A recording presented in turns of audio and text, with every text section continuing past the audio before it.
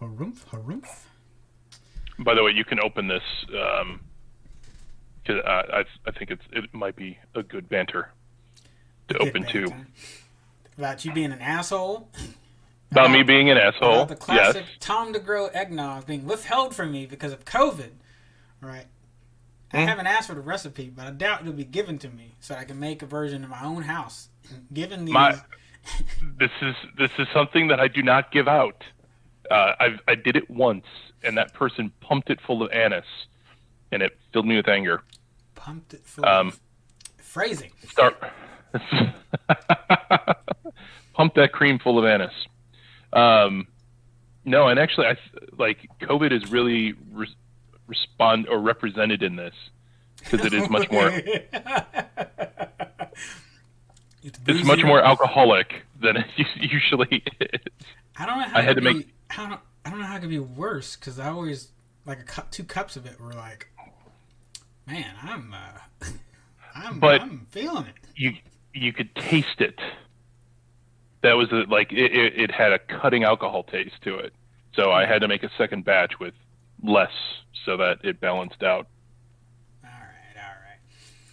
Yeah, folks. That's usually some I would have tasty nog. I would have been at Tom's house for at least Thanksgiving or some gathering in between here and Christmas.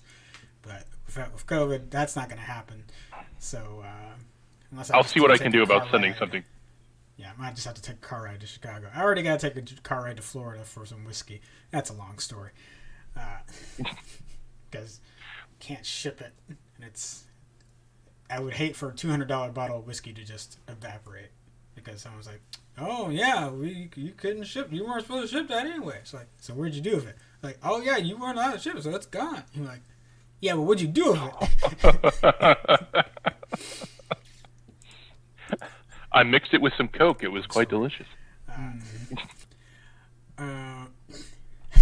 Jalen says, pump that cream full of anise. Is that actually how you say it, Tom? Anise? Star anise or star anise? Yeah. So I'm like, that's what it actually is. It's not, but also still phrasing. Yeah.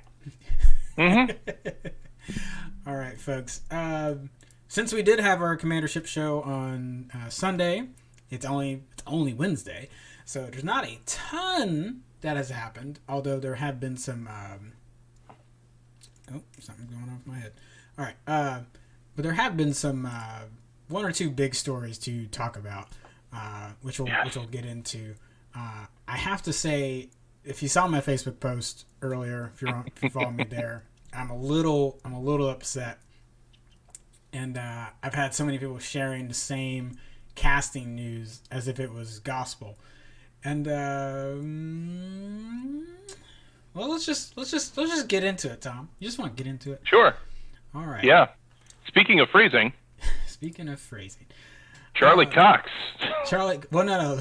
Actually, how about I just tell this from the point of view of Kyle, our CEO, because he posts in another thread that we have like, oh yeah, Doc Ock's getting cast as Alfred Molina, who played Doc Ock in Spider-Man 2, is getting cast as Doc Ock. And I'm like, what? It's like, to be fair, I knew he had been on set. We talked about that. Well, we may not have talked about it on the show, but I know we've talked about it in passing, so we may not talk about that one in particular. We know for sure that Jamie Foxx has been cast as Electro, so that came through. He confirmed it on his Instagram. Might have said too much. Also, there was an Instagram post that got deleted, so he definitely said that didn't get deleted, but there was something else he said about the possible multiverse pieces in it. And the internet has fantasized about having the actual live action multiverse. Like, that has been thrown out for a while. Actually having Spider-Verse, like, get the old Tobey Maguire, get Andrew Garfield. So that has not been confirmed, and I need people to understand that started as a internet desire. It never came out as a rumor before that. Now it's all rumor that's happening on the internet. It's like, oh, okay, this is gonna happen. Go ahead. I will. To their defense, Spider-Man 3 is also going to have the Master of the Multiverse. Yes, Doctor Strange. So Strange got confirmed. It made it seem not a bad. Yeah. the avenue is there for it. Yes. And we've been speculating about that as well. But I need to make I need to make a clear difference between us speculating that something's going to happen and us confirming that something's going to happen. If I'm going to confirm that Tobey Maguire has been cast in Spider-Man 3, I'm going to say I have a source close to the production that has seen Tobey doing sight reads. He's been at the table reads. Mm-hmm. That would be... He tweeted. That would be or like, hey, Andrew Garfield, Tobey Maguire, Alfred Molina all bought temporary rental houses in Atlanta, Georgia, where they're doing the film. Like, that'd be pretty damning. Because if they don't have anything else on their slate, it's probably Spider-Man 3. But the other thing also, folks, to remember is like Spider-Man 3 is filming right now. It is filming as we speak right now. It's been filming since October.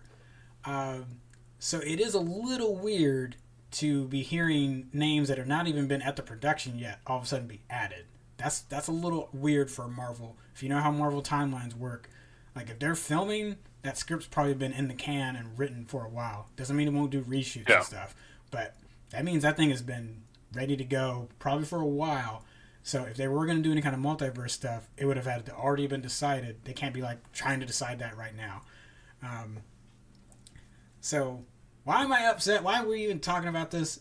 Because obviously we've been talking about Doc Ock and the articles that keep getting shared. And I have to call out 3 websites. There could be more, but these are the 3 culprits: Variety, The Hollywood Reporter, and Collider. Now, these are not necessarily... I'm not saying they're disreputable sites. I think they have other articles they've written and have pulled things from there and reported on them here on this site that have been fairly reputable. So, I'm not saying they have a track record of being terrible. But if you read those 3 articles, it looks like a kindergartner took a crayon and wrote their name 3 times on all three pages. It's that bad. There's nothing new in there that we haven't already speculated about Alfred Molina since he was on the set. And really what I think happened is one site decided to use the word confirmed, and there's been no source or anything attached to that article. They didn't say we have an unconfirmed source or we know someone on the production that will attest. Like, there's none of that. And once Collider said it, then everyone else jumped off. Everyone else jumped off on it. Yep. There's nothing else I can say to that other than I agree. Yeah. Wholeheartedly. Folks, just calm down. Yes. Calm down. Though I will say the mean thing that I said earlier is that I'm not excited about Alfred Molina playing Doc Ock again. Afro Molina. The nog is already kicking in. Dang it. Alfred Molina playing Doc Ock again, because if you think about it, that was nearly 20 years ago that he played that role, and he was not a young man then. 16, who's counting?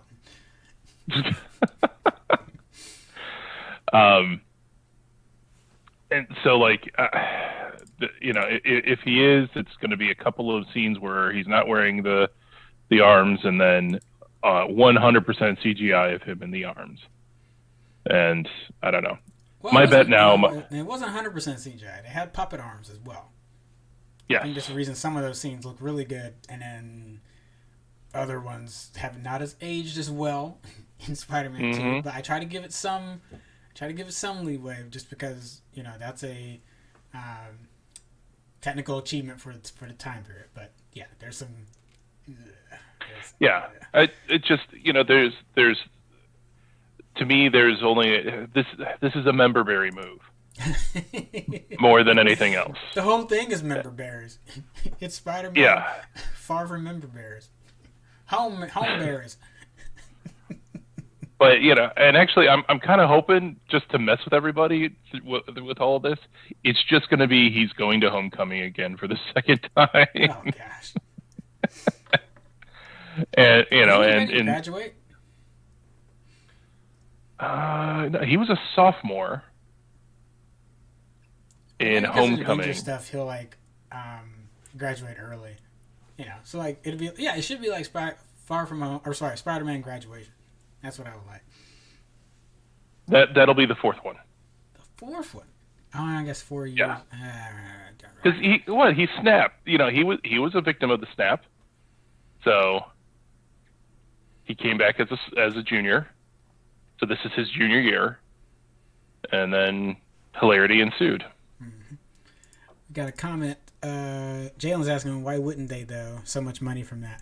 I'm not arguing. It makes a lot of sense getting that much talent in there. Just from, again, kind of making the joke for the member berries. Like, yeah, it'll get people's butts in the seats. Like, I'm not arguing that whether, like, we could argue about whether they should or should not do it.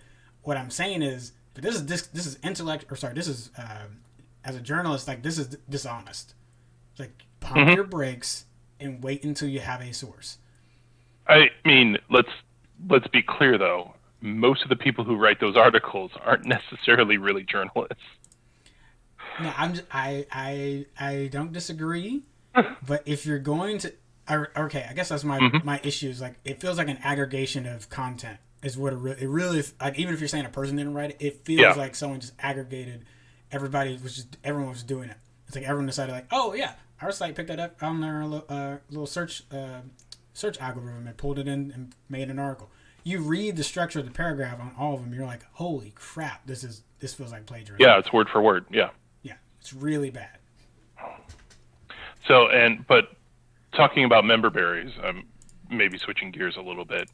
You know, with all this stuff being thrown at Spider-Man, I had a long conversation about how I'm worried that Mandalorian is starting to fall victim to the member berries. It'll be fine. No, because like at some point, remember the Millennium Falcon? Because he needs a ship and he needs transportation. So at some point, he wasn't in the line of people that stole it from Han Solo, so we should be good. No, but he could be with one of the people who stole it from Han Solo. Ah, son of a bitch. That's a dang it, Tom. That's a clever fix. Yeah.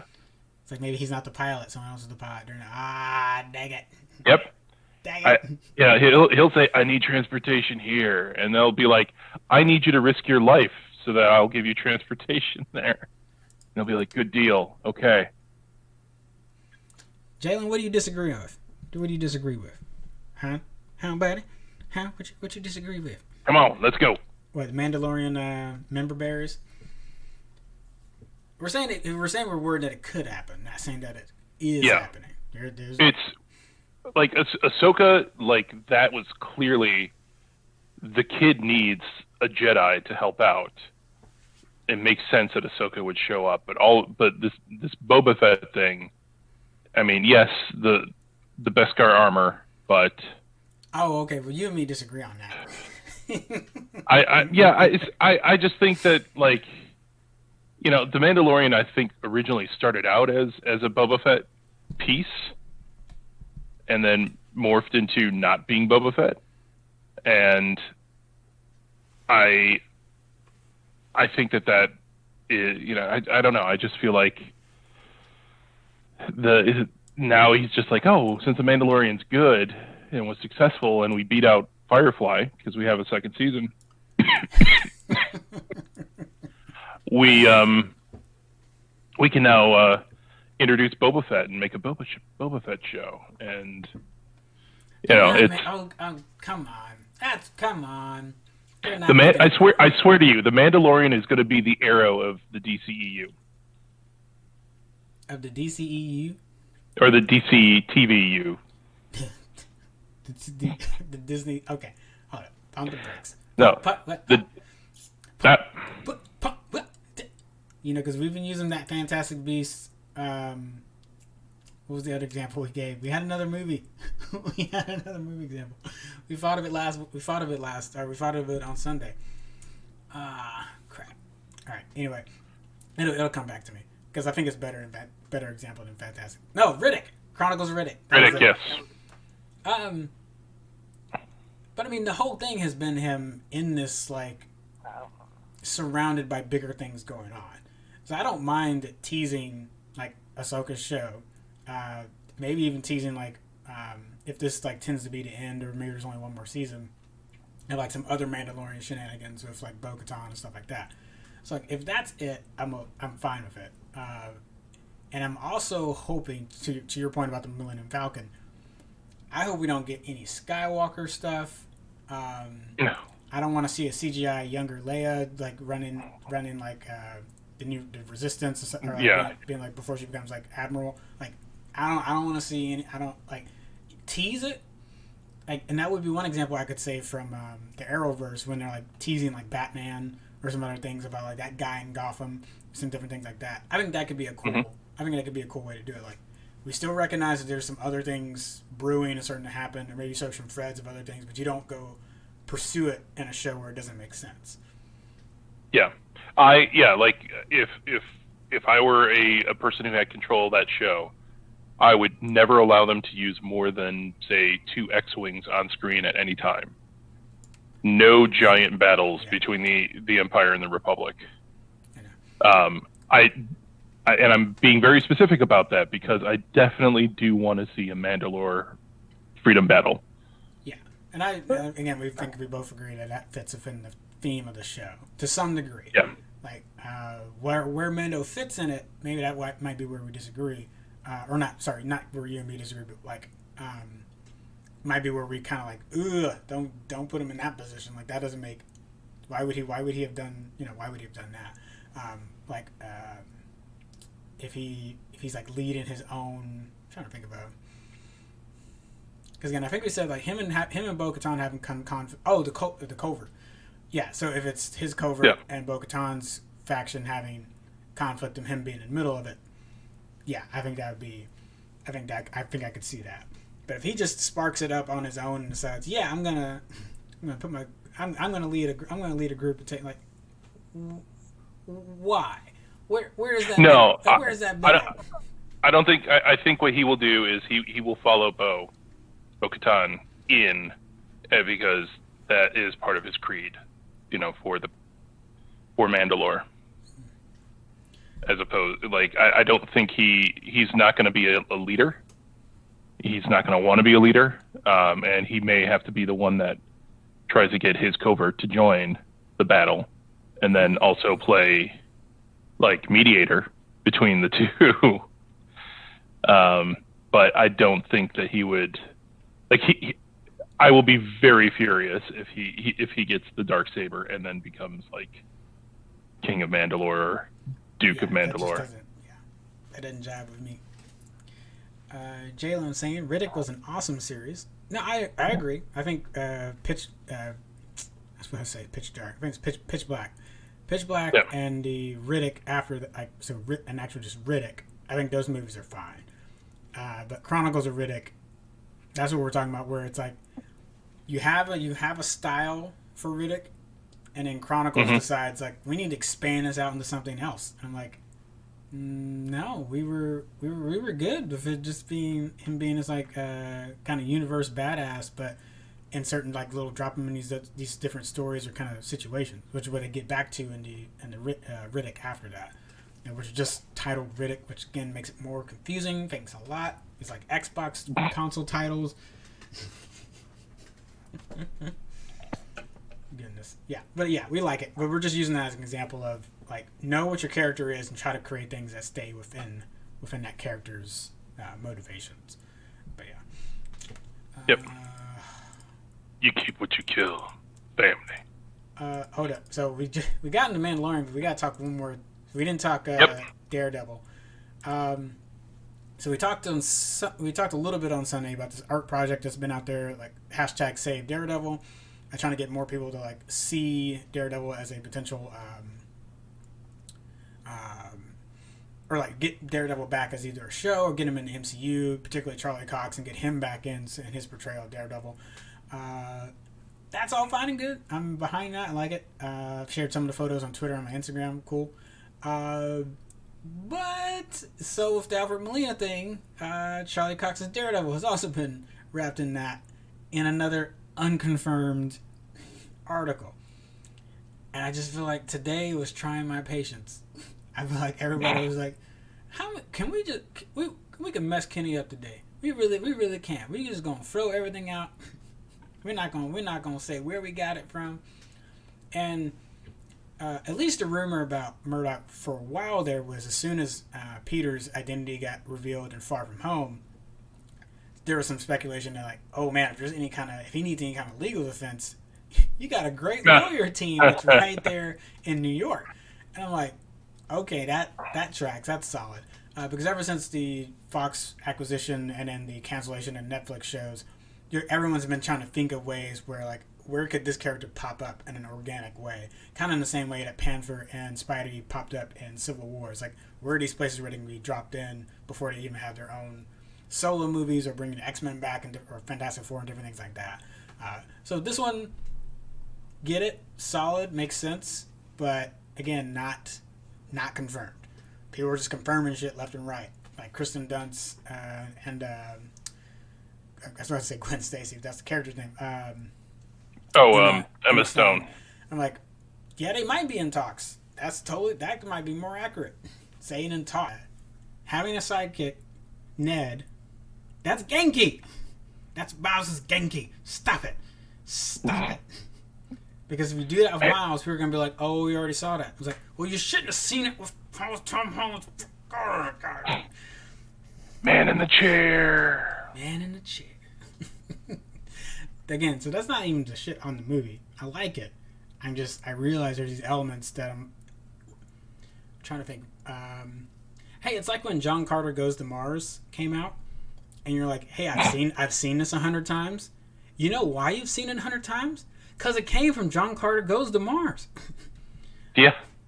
Not everything, but a lot of like sci-fi adventures have pulled from John Carter. Because that's like 130-year-old story, isn't it? Yes. Yeah. Old as hell. That's like, oh look, a movie about time travel. And then being bored with the time machine. Yeah. So again, it's not knocking these, but I have this feeling that if they ever do a Miles Morales movie, I roll our eyes at it, and I'm like, that's not its fault. You shouldn't have taken those elements from their movie. Jalen's asking who? I don't remember that one of the. Yeah, he was the first Bash brother in the first movie before it became two in the second movie. I think his name in the movie was Fulton Reed, if I remember correctly. Yeah, but Foggy Nelson in Daredevil, yeah, that's who he played when he was younger. And it takes me a little bit because his hair is a lot blonder, in Daredevil. But when he's a kid, it's like I think it's black. I think his hair's like straight up black. So he was also in the Hunger Games. Right. He plays the one of the videographers, and then like the mute videographer. Yeah. And you know who else plays one of the videographers, who you don't know about yet because you haven't seen the damn show yet? It's Amos from The Expanse. Oh, get out! Just get out! Get out! And yes, no, I haven't seen it yet. I'm working on it. I'm working on it. That's what you said 2 months ago. Look, you know what's on my plate? Do you know what's on my plate? Tom you do barbecue? Like a brisket? I had brisket yesterday. It's quite delicious. Uh-huh. Fatty. The ribs are subpar. Quite disappointing. So I think that's all we have for castings, because honestly, if I hear, you might hear me just type in an article later, ranting, maybe some short video having like if something else comes out completely absurd, I'm already at my wit's end as it is on that. So we can move off for Spider-Man, and we'll let someone else rant. So I like Chris Nolan. We had our differences this year. We've had the kind of. I was hesitant to put boot and ass on air, but we had to, because with the whole, I don't want Tenet released in streaming because I want to keep the theater experience as pure as possible. It's like, yeah, but you also want that money though. You also want that money, Chris. Let's just be honest. Come on, Christopher. Mm-hmm. Let's be honest. Yep. He does have a point with this HBO Max stuff. So he over the weekend he trashed HBO Max, like aside from like he's a proper English gentleman, so he's not gonna be dropping like F-bombs and everything. But this is about as much of a nuclear bomb as he could drop on HBO Max and its parent company Warner Brothers, which they've had a very long-standing relationship. It's gonna be very interesting to see how that continues after this whole. That will be interesting. And it goes back, if you're on State of Nerd Union, we talked about this a little bit, so I'm going to reiterate one specific point. I don't think anyone is arguing that the economics are great for theaters or for the streaming providers we're expecting to put out theatrical releases. So just go ahead and get that out of the way. No duh. It sucks. Regal's closed. Regal's been closed since the end of September. Some AMCs are still open. Some theaters, but your independents kind of get back and forth. Cinemark also closed a significant portion of theirs, even after Tenet. So Tenet was not the thing that saved anything. And even though we were talking about the Croods on Sunday, the Croods too potentially overtaking. Yep. Tenet. And maybe that's why he was so bitter. I think that's why he went on rant. Him up. So even with all that said, the majority of these changes that have happened are still happening in conjunction with the theater, because they've been people enter into contracts and basically a bargaining agreement for when you're really going to release a blockbuster movie. And if you want it to be in a certain amount of theaters, you're committing to having it in the theater for X number of time before you even think about putting it on DVD or streaming. HBO, even though they obviously hadn't finished the contracts for stuff later in the year, there's probably still an assumption that, like Dune, even though like Dune was supposed to be coming out this month, or it would have been this week. Mm-hmm. I don't want to think about it. Okay. Dune should have been coming out this week. It's been pushed till this time next year. But if you're a theater owner, you're still expecting that at that point next year that you would get revenue, assuming that COVID and vaccination things start to go well by the end of the year. That reasonably would be a movie that you could get a good box office weekend from. That's not an unrealistic expectation at the end of next year. That might be something that could happen. For you to say 2021, all of them. I'm not saying you're not even saying you're going to play it by ear. You're saying all of them are going to be on HBO Max and theaters is a blow. And you did not consult these directors and the producers behind these films. Nolan has a point to be mad and to be calling HBO out for it. Tom, I'll shut up for a second so I can drink some. No.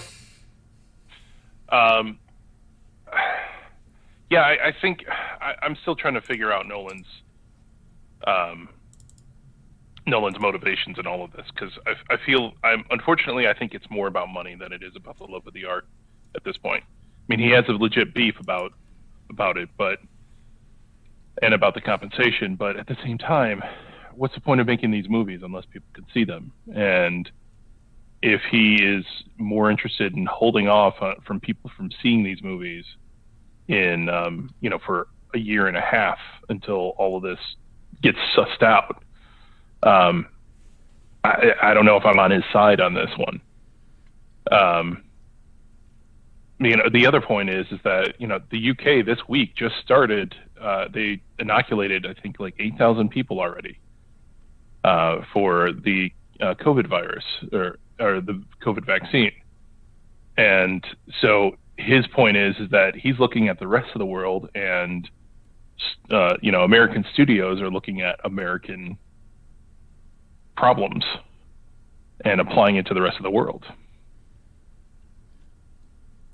And I would have been, and again, back when Tenet came out and he was adamant on it not streaming, I was with you because of about where we were at, and situation-wise, like, I'm with you.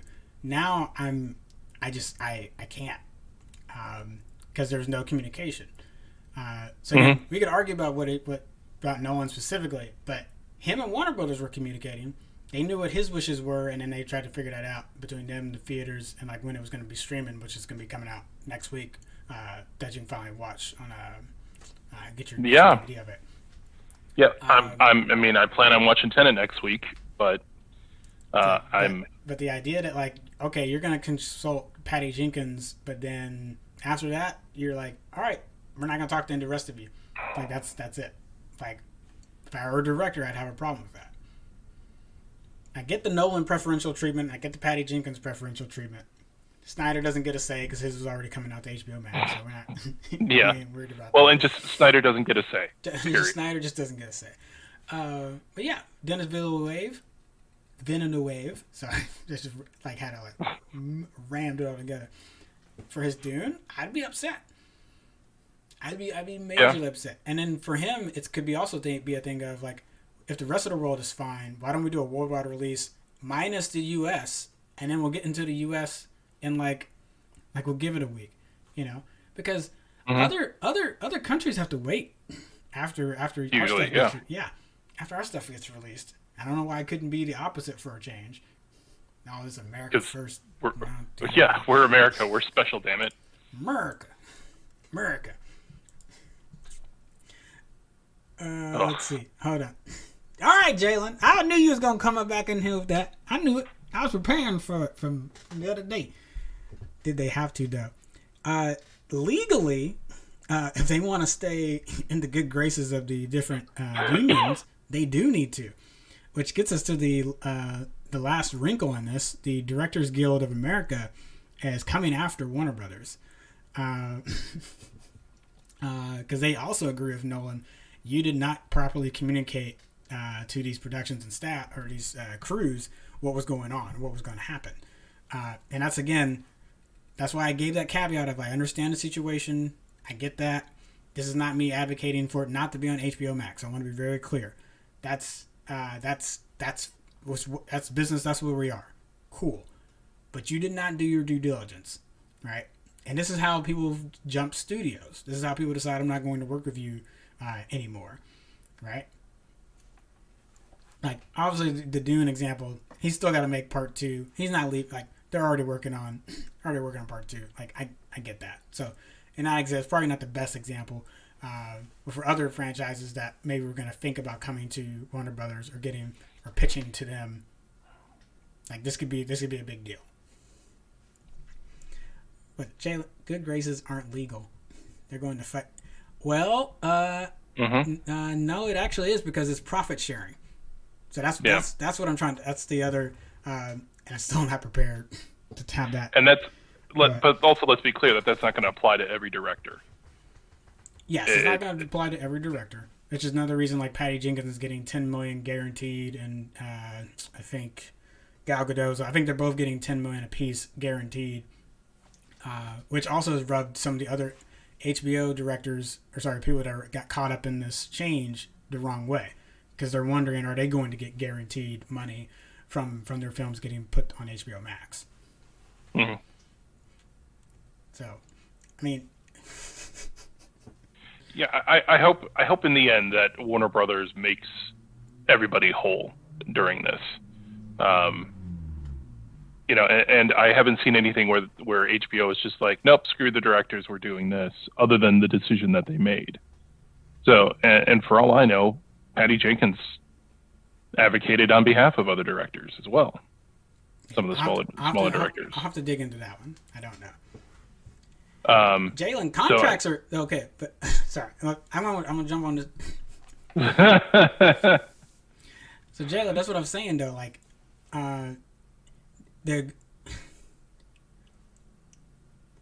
there's a theater balance as far as how much they're supposed to get as far and the timing, and the time it stays in the theater.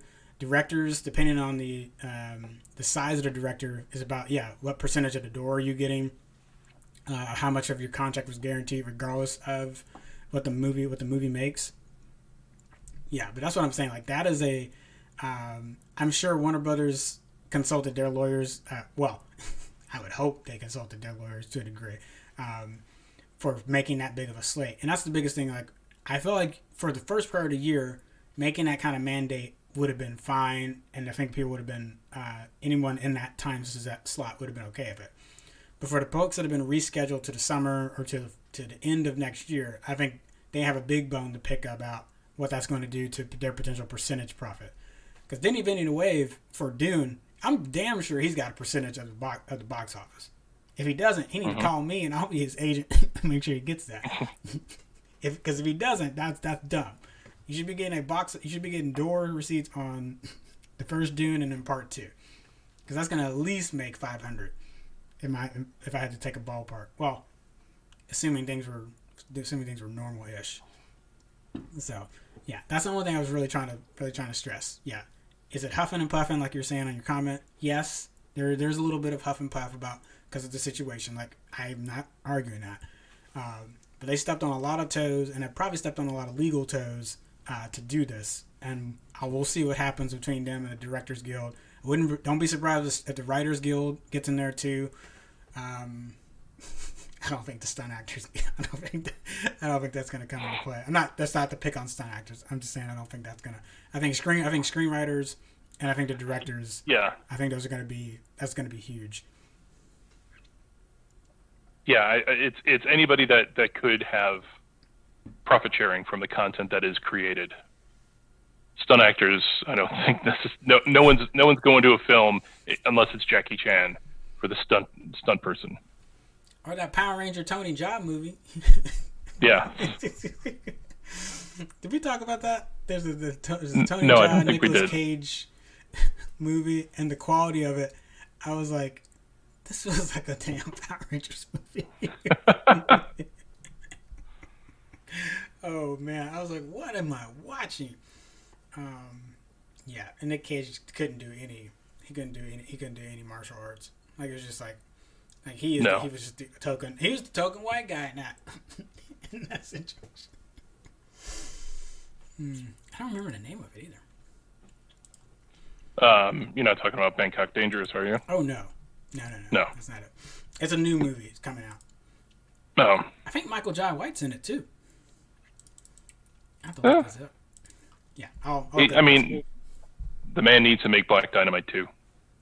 He said he was, but I don't know. I know. I don't know if he's like kickstarting that or something. Jalen Peters ain't done. Come on now, dude. Come on. It's. But also, people have been saying, what? But also, he's right. Maybe. I don't know. I think that there's still value in a local theater. There's still value in going to it as an event. Yeah. I mean, when movies came out, people thought that real theater was dead, live theater was dead. And that's absolutely not the case. It was actually, especially in the last 20 years, live theater has grown since that. Mm-hmm. Well, I guess this is where we get into the... Go ahead. Keep typing, Jalen. Keep digging a hole. Yeah. Keep digging I'm kidding. I'm kidding. Not saying there isn't value. There's any money. Money will win every time. Yeah, but there's also... Okay. Because I know we need to do Aquaman review, so maybe we need to have another streaming versus movie theater revenue conversation. HBO Max is winning right now because it's the new shiny toy, but there is a limit to how much people can spend on streaming services. We've talked about the streaming service bubble before. Disney's doing good just because they're flush with cash, but Disney Plus, until they started putting the Fox shows, which they were hesitant to put the Fox shows on there because they want to just keep it Disney properties for the most part and keep Fox stuff on Hulu. But then people were like, hey, after my child has watched 101 Dalmatians for the 8th time, I need something to watch on this service, or I'm not going to keep paying $11, or I think it was like $12.99. So Disney, even though they're doing okay, it's not doing as well as HBO Max's meteoric rise that's happening right now. And even HBO Max's is still is dependent on moves like this, getting those movies and stuff in there. They might run into. I mean, it's. What I'm trying to say. I'm still personally betting money. Like, if I could do a Vegas line right now, of like, which one do you think is gonna fall off first? And it's like, I don't think it'll be Disney Plus just because of the cash. Still remains to be seen if HBO Max will stay around. Netflix still hemorrhages a lot of money, so that might actually be the best bet. And Hulu technically doesn't exist as a streaming service. It's technically just a partnership between NBC, ABC / Disney. I'm trying to think who the third. It's not CBS. Who's the other one? Did I say Fox already? I said Fox, ABC. Yep. NBC was on there for a bit. I don't know if they're still. No. I don't know if they're still on it. I don't know if they pulled everything and put it on Peacock. Yes, they did. Yeah. Okay. So I think that's it. So, but suffice it to say, like, if we just switch everything over to streaming, there's gonna be. I feel like that bubble's gonna just get accelerated more. Someone's gonna die. Someone's gonna drop off. Especially in a time when people have or less. Well, hey, the streaming service might be flush with money, but in a time where their consumers are not, they're gonna have to make business decisions about their household finances. Goodness, yep. I'm going into. So, Tom, you gotta stop me. All right. Okay. So we'll talk more on this later. So speaking of streams lead to rivers, which lead to oceans, which leads us to Aquaman. The Bro King of the Sea. The Bro King of the Sea. Hey, I'm fine with it. That is my tagline of that movie. I have thoughts and feelings, but we'll get into that in a moment. Yeah. So let's break it down. Let's rewind the clocks back to Justice League, and the reason I want to do that just for I think I need to be able to remember where the DC universe was after Justice League. It was pretty bad. Like, yep. Did Wonder Woman come in and like save the day? Yeah, but then they followed up with a bunch of stinkers. Like, crap. I'm trying to think. No, Suicide Squad came before. Came before that. But it's like just Wonder before. Woman. Yeah, but Wonder Woman was still like the. Okay, we might be able to save it. Justice League was a step backwards. So there was some stuff riding on Aquaman to at least do decent. And I will at least remember my first time walking in the theater and like when I got out of it being like, okay, that happened. That was a movie that going to your Bro King I'm like, that's what I got to watch. I think that's what I expected. It's like I wasn't. I think it was gonna be the Jason Momoa show, right? It's like, and okay, all right, if that's what it was going to be, all right, okay, you did that well. When I think about it a little bit more, there's even especially on this rewatch, there's some things that surprised me that held up a lot more than I remembered them. I ended up liking some parts of it a lot more than I thought I did. It still has issues, and even me saying this is not like this is not going to be on the same level as like where I oddly end up defending Batman v Superman for certain things, even though I'm like the movie's still trash. I'm like, but I do want to defend these certain points. It's more of like I just think the enjoyability of Aquaman, like it is what it is. It wasn't trying to be anything else. It did what it needed to do very, very well. And that's probably what I probably would not have said it did that very well when I first walked out of it from before. But I think I can give it a little bit more of a like, okay. Now I think I should give you more credit for like you did the job you were supposed to do. You made to your point, Bro King of the Sea. You made Bro King of the Sea and did that well. Cool. May not have been the thing I wanted, may not have been the Aquaman I wanted, but you did your idea and vision well. That was so. Your ears might have been burning this afternoon because I had to rewatch it because it is so forgetful that I completely forgot what the movie was about, other than the Bro King, and I did not remember the series of events that led to him, in his Royal Highness, Broilness. Yes, broilness, I can't even speak. Thank you, Eggnog.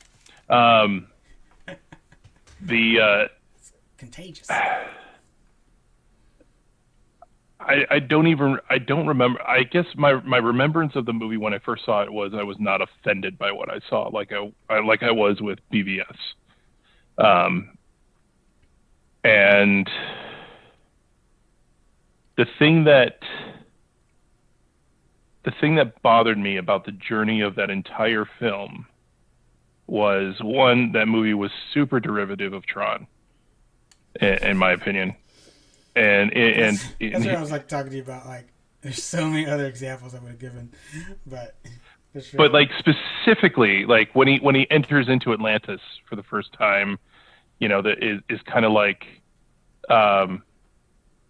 you know, when he I can't remember the character's name from Tron, but like when they go in, more specifically like Tron 2, Tron Legacy. You know, where it was just like, oh, let's get Daft Punk style music, and let's have like super bright, trippy light shows going on, and this bustling city of things that are happening, and that'll really capture the audience and get them interested in what's going on. And it kind of did the opposite for me. Yeah, it is. People love to go into that bag. People love to go into that bag of tricks. But the thing that bothers me the most about the movie, and I don't know if I have a lot to say about the film, this might be a short segment on my side, is like basically the feeling I got was that the producers, directors, you know, the talent involved basically said, this is about a story of this dude becoming a king, whether you like it or not, whether he should be or not. And I like that phrasing of that last part, because I think you and me have talked about our video. Yeah, keep going, sorry. Yeah, because like, you know, throughout this entire film, all you see are indicators of why he's not worthy, and why he's not going to be a good king, and why Mira should probably be it instead of him. She literally backtracks on statements she says. That drove me nuts from a narrative standpoint. I'm like, what are you doing? You listed out, like, we've been shown it, but you also list out why he should not be king. And then later, when the movie needs him to start getting the confidence, you start feeding his ego with nonsense. It's like, why would you be doing it? What has changed that would make you start saying that? Why? What? Mm-hmm. What happened? You know, she found him hot. I don't like, and that's one of the things. Like, I don't want to take away from it, and I don't want to make it into that, or take away from Mira in that way. But the reality is that there's nothing else in the film that shows her seeing this stuff in him other than her actual attraction to him. You know, because and they show that, you know, kind of happening more and more. And, you know, they kind of try and dash it all away, since this movie is now fresh in my head, with him, you know, trying to get the trident, the ultimate trident, of saying, nope, I'm not worthy, but I'm the one that has to do it. Mm-hmm. And it's just, are you? Really? Now, the disappointing thing about the trident is, because you remember, how does he gets it? Because he's able to talk to the Kraken that's down there. I forget if it was actual Kraken, but whatever. And he's able to communicate in a way that the Kraken hadn't been communicated to in either a long time or never before. So I feel like, man, if the movie had done things like that in the lead up to it. Because if he's like kind of the screw up king in the beginning, or like the scoundrel that doesn't have it yet in the first half, fine. Because he said? He said of his own words, like, I don't want to be king. It's just not. I don't have any desire to be down in Atlantis. Like, it's just not, like, cool. Got it. But then obviously circumstances change that make him to at least have to want to at least confront his past. But then there needs to be a transition, and I think not that maybe you necessarily move the Kraken scene up, but you need to start showing, like, okay, we know he can fight. Like, so that's fine. Of course, though, they do a good example in the two fight scenes of him and Ocean Master. God, way to shoehorn. The names you get away with in the back in the day. Oh my gosh. Oren? Was that this? Oren, yes. Oren, It's Oren. So they did. I think they did a good job showing why he was not adept at winning in that fight, and then the situation has changed just enough in the other one where it's like you're on water, but you kind of have the because they're on top of that ship fighting, so it's like it gives him a little bit more of an advantage than as opposed. So those are like some subtle cues that are set up for him as a fighter. Like, great, awesome, I like that. And then like that shot. Sorry, I was about to get into cinematography things. Let me table that for a second. So you get that, and then you have the Kraken, but you really need some stuff in between those two. Between when he loses the first fight and gets to the Kraken, like how are you showing me instead of Mara telling us? Don't have Mara tell us. And now if she's convinced after things he does in that in between time, that's fine. If her mind's been changed as hey, I saw what you did for that group of like what it's like I think you're selling yourself short, whatever, fine, but it has to be built off of actions. It's like I continue to choose these actions. And maybe there's something in here that I've been ignoring that actually could be king. That's definitely where the movie falls flat on the last half. That's like I can forgive the beginning of it because that's what they wanted to set up with him, how he being ostracized or like not growing up there is just not what he wanted to be. Cool, but you gotta sell me on the back end, and they didn't do that. No. Not that's it. Like they did a hero's arc without an arc. And the other thing, and I will admit that I'm a bit biased by this, Paul Dini kind of ruined this Aquaman for me. Because I actually thought Justice League Unlimited's version of Aquaman was cool. Like, it was the first time I thought Aquaman was like, oh, I get it now. And people are like, it's just super frustrating because, I liked the idea of Aquaman being kind of like the almost shittiest superhero or big gun of the Justice League, but also being the most arrogant of them too. Like, because he's been royalty and is royalty, and he's the king of one of the most powerful nations, or is the king of the most powerful nation on the planet, and so he's just kind of a dick to everybody else, even Superman, even though Superman can wipe the floor with him for the most part. But he doesn't care. No, he doesn't care, and like you get with. And this is actually one of the reasons why I had issues with Momoa is, like, visually he is Aquaman. He really does fit that. But, like, Momoa does cocky. I don't know if he can do arrogant. Like, then I would say I feel like that's more of a direction and writing issue.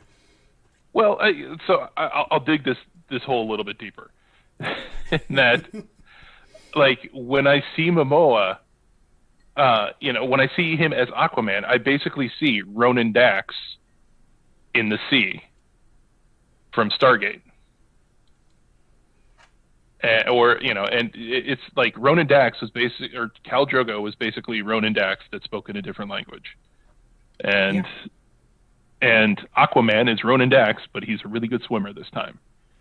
And again, I think that's okay. I will say one thing that would be on his fault is that if he's not pushing himself to it's not necessarily about the roles, because I think he's had some fantastic roles, and also I want to see what happens with him and Duncan Idaho and Dune, like, because that would also be another one. Like, was Denny able to pull better performance out of him than some other directors have? Because that's gonna be in the back of my head when I watch Dune for the first time.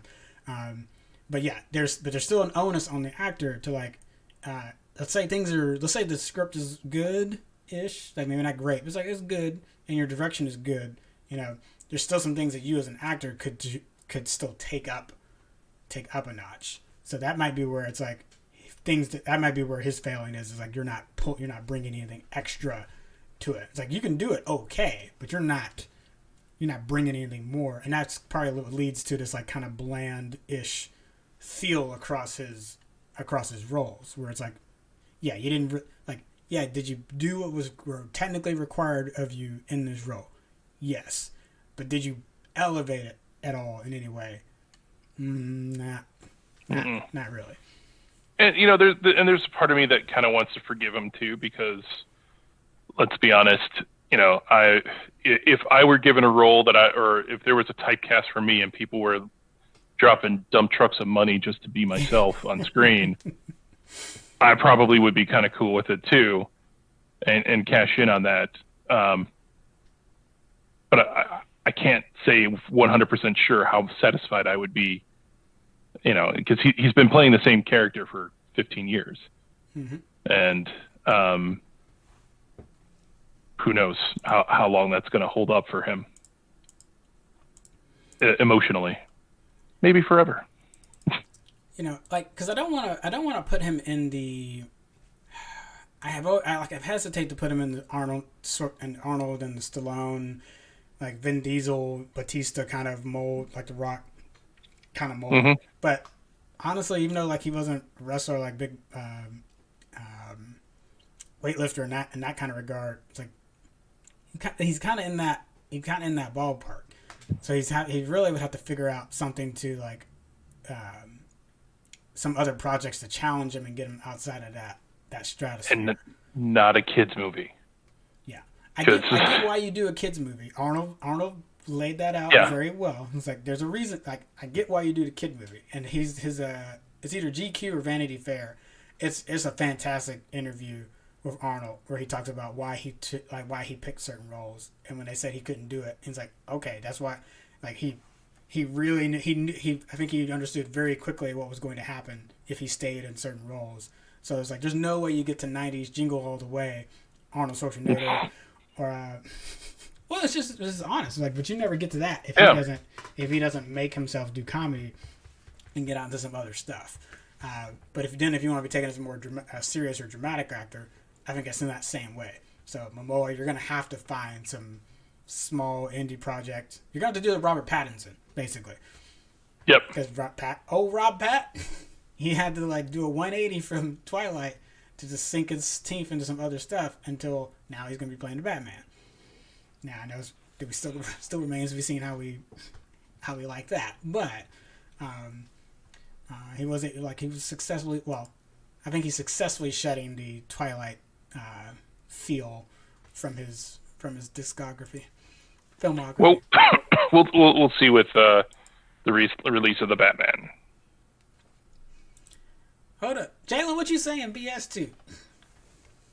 Any actor can do it. All some better than others. Wait, to which part though?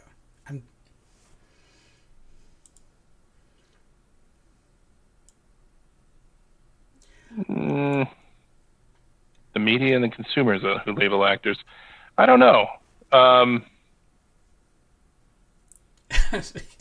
what I'm saying. Okay.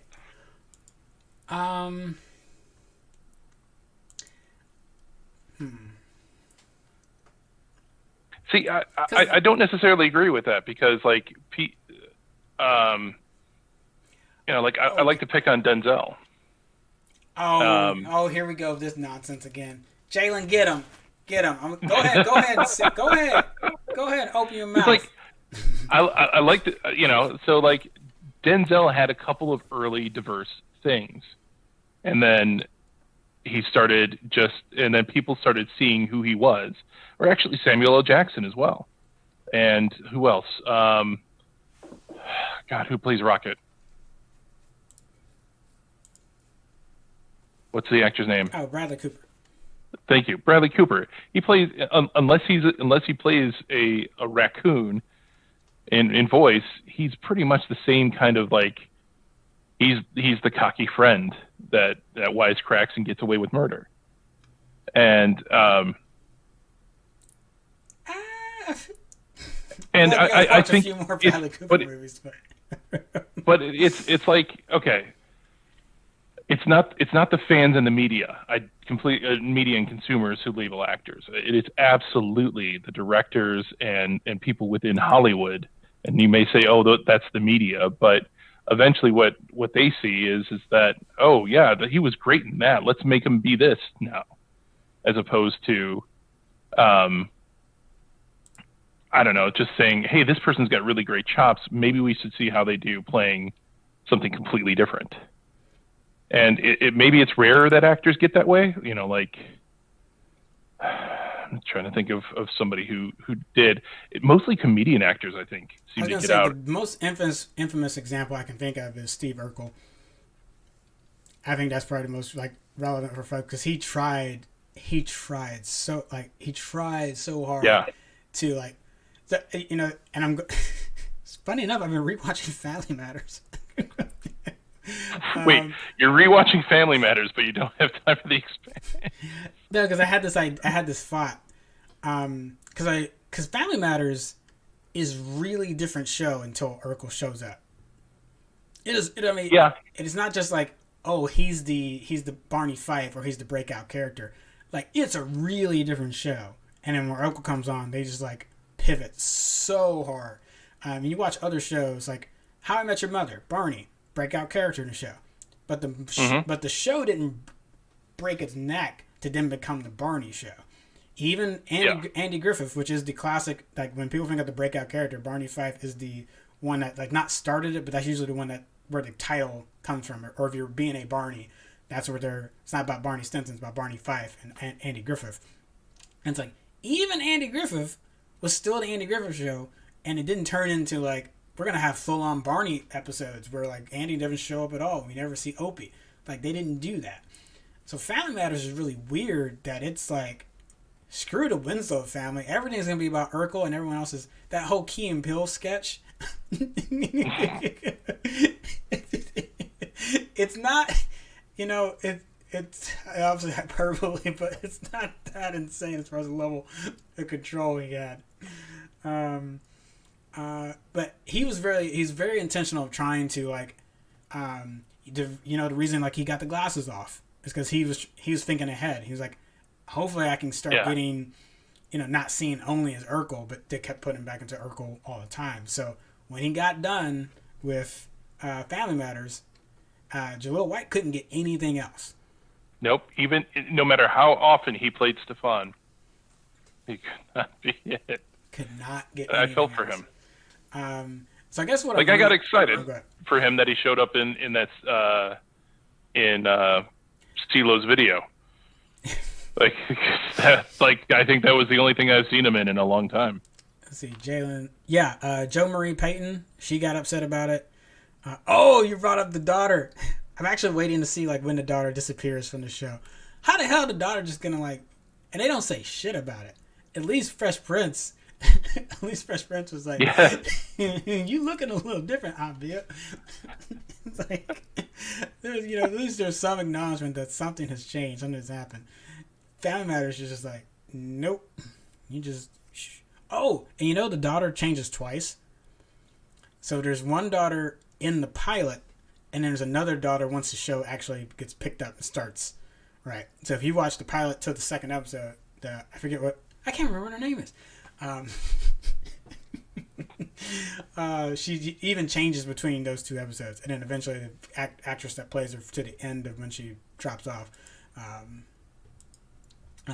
stays the same during that time period. But yeah. So but the reason I bring Arnold up is just yeah, you're right about the media. Like I think the media and us as audience members can influence it to a degree as far as like what I want to say.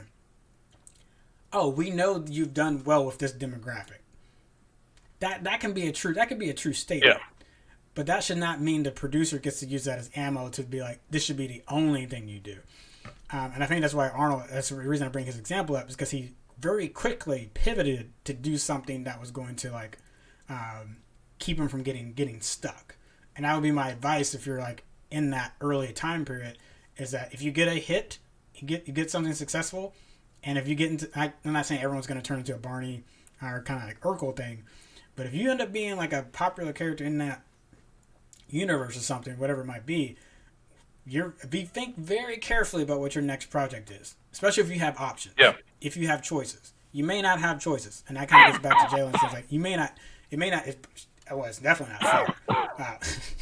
I'm not saying it's fair at all. So you might be getting typed like. I think what Jalen's also saying, like being a newer or younger actor, is that the background roles that you get are probably all the same.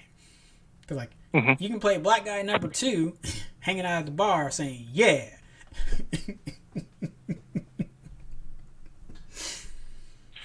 Which that's actually funny enough. Giancarlo, one of his first roles was in the jail cell with Eddie Murphy, with the guys in Trading Spaces, with the two guys that go, yeah. Oh man.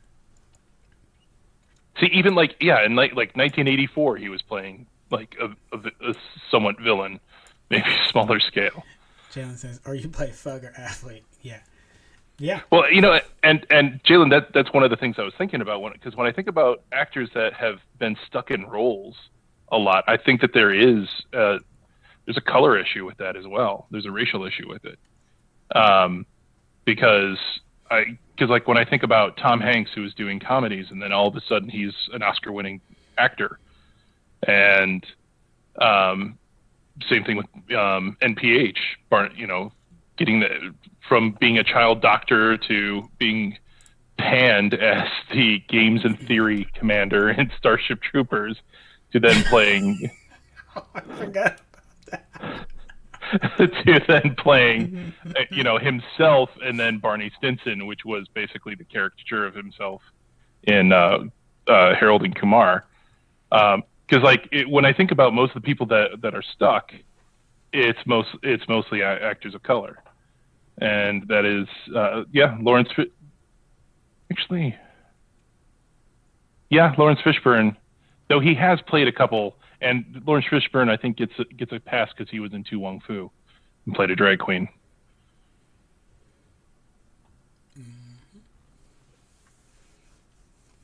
Oh yes, and Pee Wee's Playhouse. Yep. I was about to say, that probably helped. Yeah. The dad in Boys in the Hood. It was Cuba Gooding Jr.'s. Oh man, Cuba Gooding Jr. Oh, that guy's been all over the spectrum. Yeah, but he was almost going to be him and Chadwick Boseman, rest his soul. I was worried, are y'all both just going to be the biopic black guy? The guy that gets picked to play every historical black person, even if you don't really look like. Are you telling me Black Panther isn't real?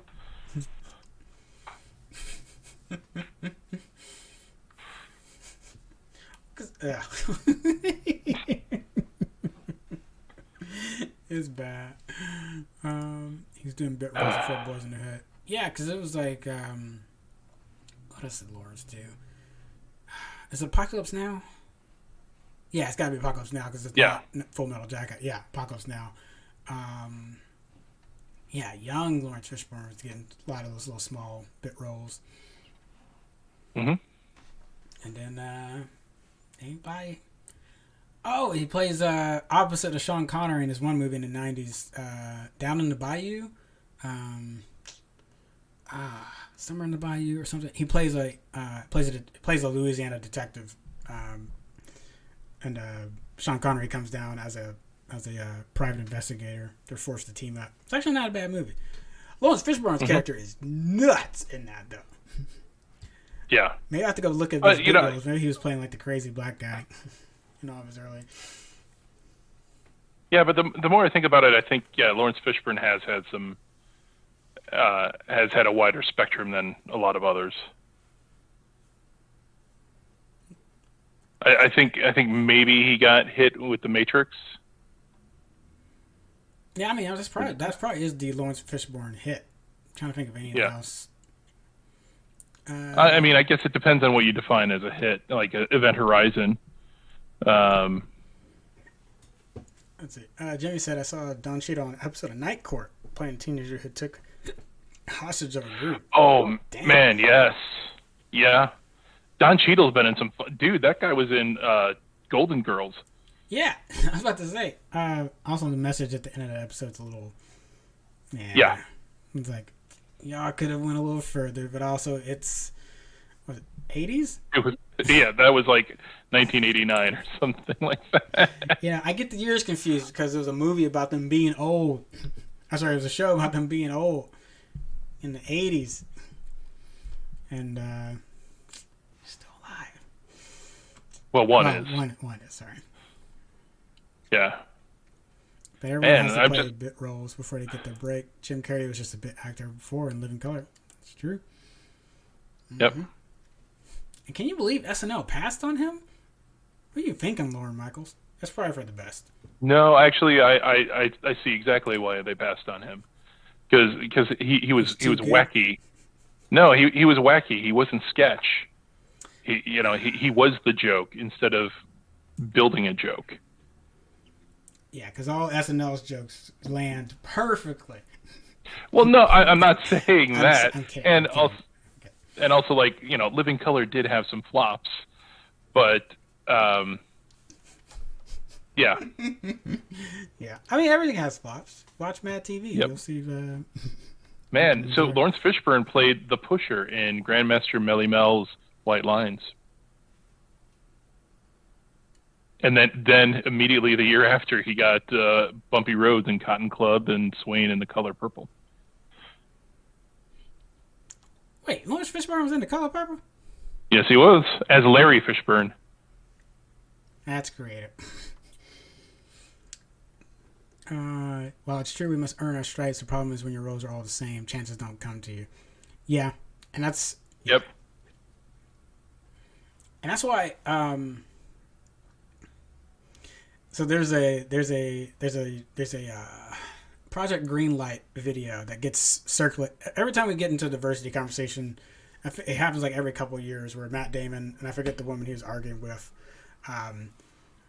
and I think Matt Damon's point kind of gets ignored because he's the white guy, and I know it might be weird. Like, no, he should not have talked to her in that way, or the way he was trying to interject his point on diversity. Like, you're arguing with a black woman about her experience. Like, not a great look, Matt Damon.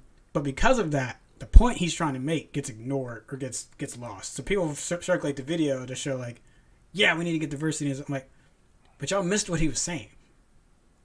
If you don't hire producers, if you don't hire a diverse group of producers, production staff, you're going to keep having these issues. It goes back to I was talking about Miss Marvel and stuff that's happening there. It's like they've hired some potentially dangerous people. One has possibly been a not a registered sex offender, but has had some inappropriate acts with minors, and is going to be around a show, but because Miss Marvel's very, like, they're teenagers. I'm like, if that's not something that they're aware of or not doing their due diligence, like, that's a big problem. If it's a producing crew, it's all a bunch of older white dudes. Mm-hmm. You think you're gonna get women, the right women in the door selected? You think you're gonna get the right black men, women, and like different gender expressions in that? No, that's just not like. So like, is the casting important? Yes. That representation is important. Yes. But if the behind the scenes stuff is not changing, right? Everyone's gonna get like their pat on the backs and their check marks for getting the right people out there. But then you're gonna wonder why this feels like it's like, well, I see people like me, but they're not saying stuff like I would. Like, why are they saying? Why are those things coming out of their mouth? It's like, because you switched out the representation, but the script didn't change to match it, or because producers go in with a hacksaw, which is a highlighter, but like just on scripts all day long. So you're really gonna need that production crew to be diverse. Mm-hmm. Yeah, it's you can have a diverse writing group, and if the producer is, some old white dude, he's just probably going to take all the old white guy ideas and ignore everything else. Yeah. Yeah, and then I think how did we how did we get here? Momoa. Oh yeah. Yes. way to go, Tom. This is what I'm here for. Your bias and disdain for the the underwater bro king. No, I mean, I feel like, yeah, we could talk on this one for a while. It's just, Yeah. and the dollars thing is the harder one for me though, because people are gonna like what they like, but also like as a reviewer, I also think about like, crap. Oh, actually, that's what. Yeah. So let me like I'm gonna back up to. All right, see you, Jalen. Yeah, go enjoy Cyberpunk. I'm not gonna play tonight because I have to work tomorrow, and that is not a good idea. I'll get started on that and never. All right, yeah, I was wondering why it's coming out tonight for folks, but they're on Polish time because CD Projekt Red is a Polish gaming company. So, in Poland, Wednesday is Tuesday. What? I think that makes yeah. Sorry. Now I was like, wait, that mapped. Oh, okay. I see. Yeah. What was the last thing I wanted? So like Miss Marvel, not Miss Marvel, Captain Marvel. When Brie Larson was talking about not the early reviews or things, but she got chastised for like wanting female reviewers to like get to have a chance to like. Not wasn't even saying like only. She was just saying I would love to make sure that there's people in the like. And on the staff, you're going to be able to review it that are women. And people got upset. Like, why did, like, if someone's a competent reviewer, they should be able to, like, yes, competent reviewers should be able to, like, see most of the mechanical reasons, like, technical reasons, and give their impression of, like, why I enjoyed it, what things resonated with me. But that last part, what resonated with me, is a very important thing to note if your majority of your reviewers are all white men and there's not a lot of black representation, women represent, like, and just go down the list. It's like what resonates with, like, you take the Wonder Woman scene when she goes into the is it No Man's Land? Yeah, No Man's Land. Like, I enjoy that scene, and I do get some feels, but I don't get the feels that women in that theater had when she gets up there. Like, and that's the moment that gets talked about all the time. Like the first, like what generated like tears and like what was emotional impact for women watching that movie was when she did that. Everyone, for them, they're like I got it. Like the thing that makes it click for you in the movie, that was that for them. I'm not saying that you as a movie viewer, and that's not your expression. Like, not saying you can't have that, but that's why it was a bigger deal for them. But if you don't have a reviewer that can talk about that experience, you know, are you gonna knock it down a few points or a few percentage points because you're like, that moment didn't do a lot for me. Yeah. Agreed. Go ahead. Any thoughts on that?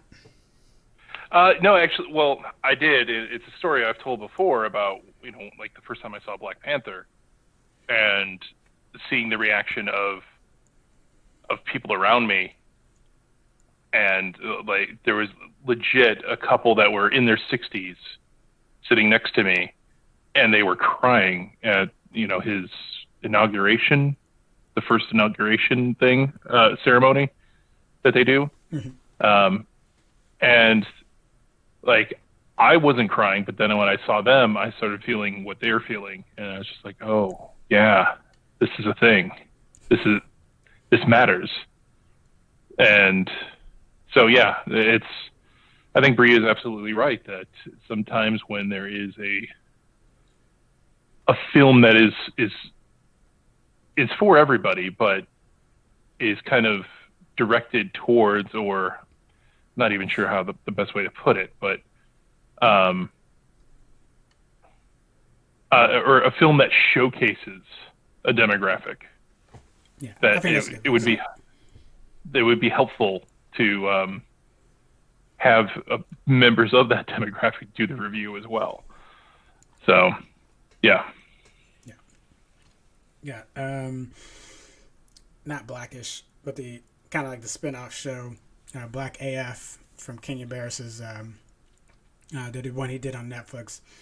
I had some issues with it, but there's one episode that stands out and makes me think about this is when he's trying to show his family members the movie Green Book.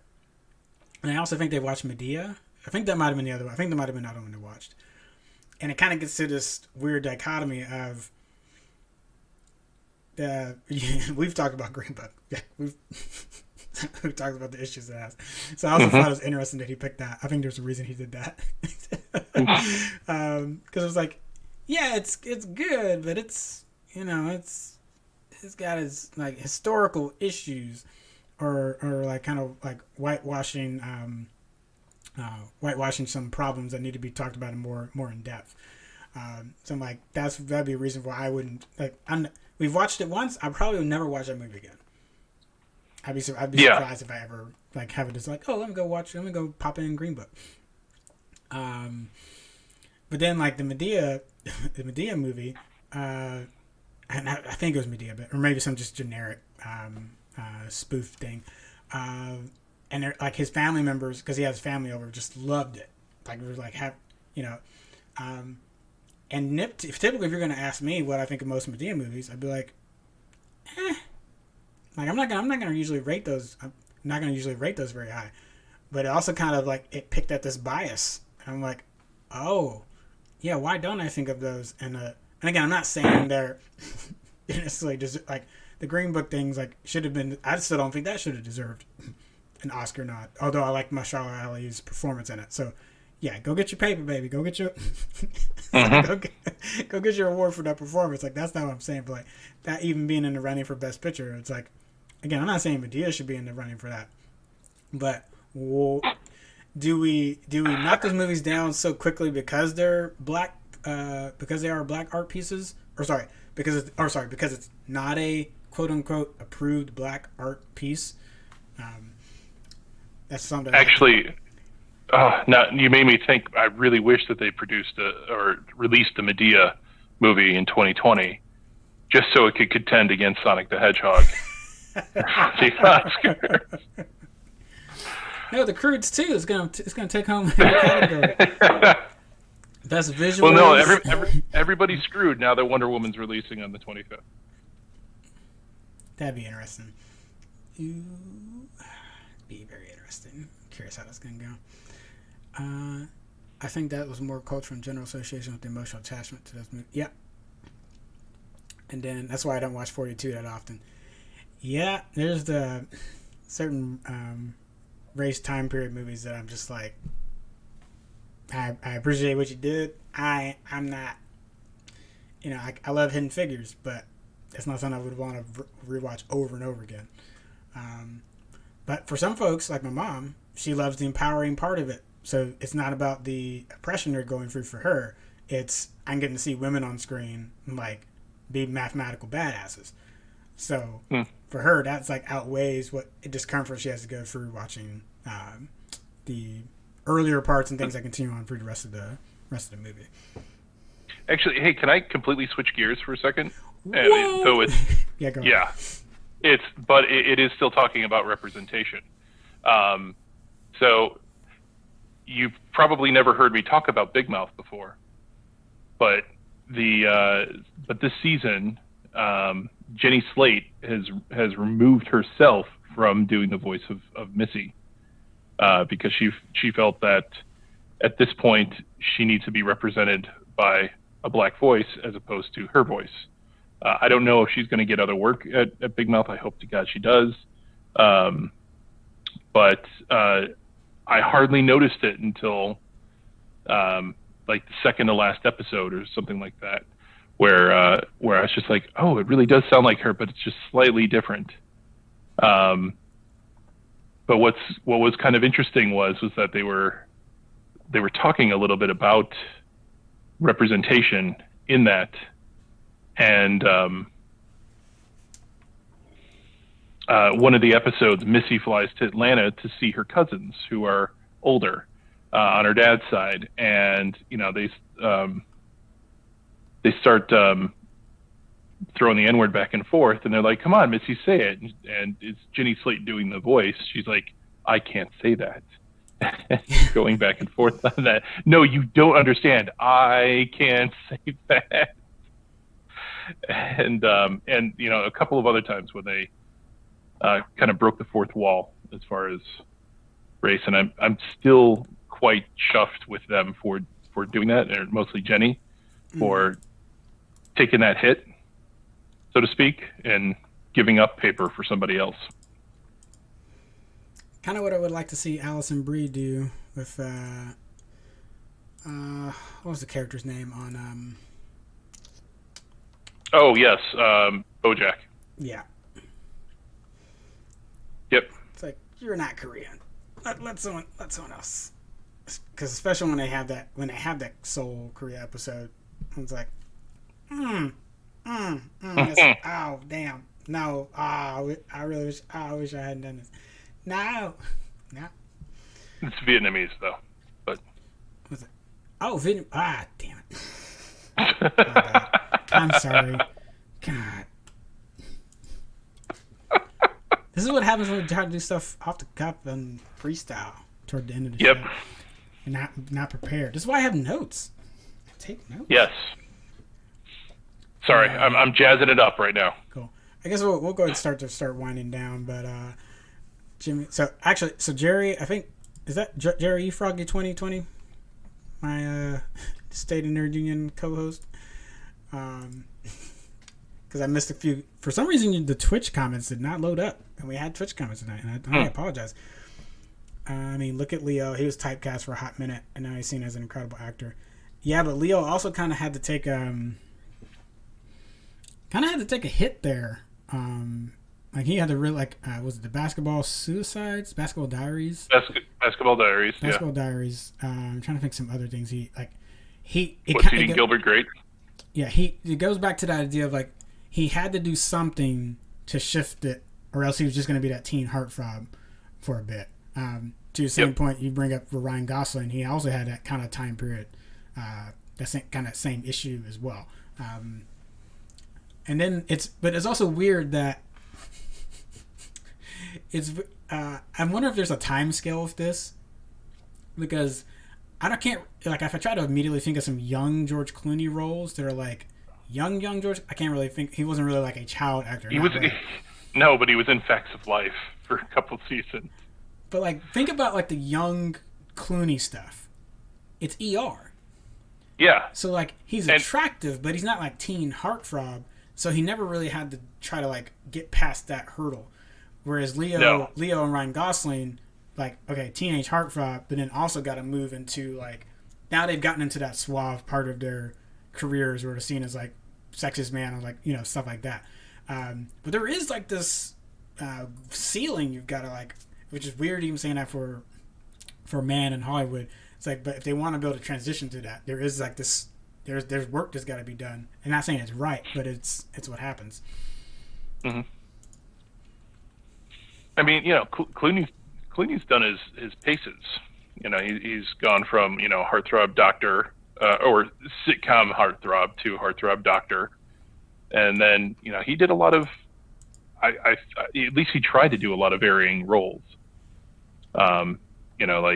From Oceans to what was it, Out of Sight, to actually he does typecast as a bit of a thief, doesn't he? Because I think he was also a thief in what's that period piece that he did? Constant Sorrow. Yes, yeah. But I mean, that was a comedy, and that was he was a bumbling fool. He wasn't suave in that movie. Which I think was. So yeah, it's definitely racism. So Froggy 2020 is there is a racial issue. I was yeah. Gosh, I feel like I want to deep dive into that more. Not right now, but I'm curious. I'm curious how many people just kind of falling off, or if I could interview that big actor that's yeah, man, I wanted to be the next black action hero, but they keep giving me these jail scenes, and I'm just like, I'm that one guy that keeps coming in, like, pounds on a guy, and then I walk off. I'm like, damn. Oh, you know what? Actually, you bring up a good point that I noticed when I've been rewatching The Sopranos, and I'm doing a quick mad search right now through I think it's Michael Kenneth Williams. Oh yeah. Like that guy's been playing a criminal element his entire career, and I don't know if it's because of the scar that he's got that kind of gives him that edge, but yeah, he's from Boardwalk Empire to The Wire to The Sopranos, like he had